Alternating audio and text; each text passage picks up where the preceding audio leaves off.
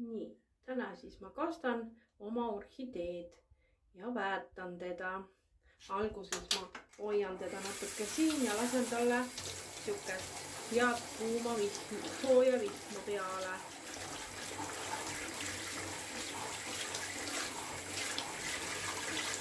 Hoian kuskil 10 minutit teda siin ja siis lisame väetist. Minul on siis umbes 2 liitrit vett siin ja siia ma lisan 1 korgitäie. Mul on täitsa tavaline õitsvate lillede väetis. Toalillede siis. Ja siis ma võtan ja valan talle siit veel peale. Et saaks kõik ilusti väetatud igale poole.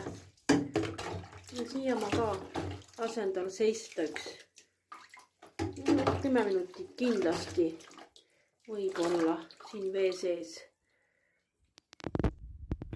No nii, nüüd on siis 10 minutit möödas. Nõrutan ta ilusti ära ja võin ta omale kohale ilusti tagasi. Näiteks lehekene on ka siit juba uus tulemas.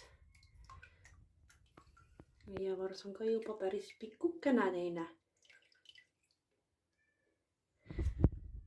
Ülemine ka.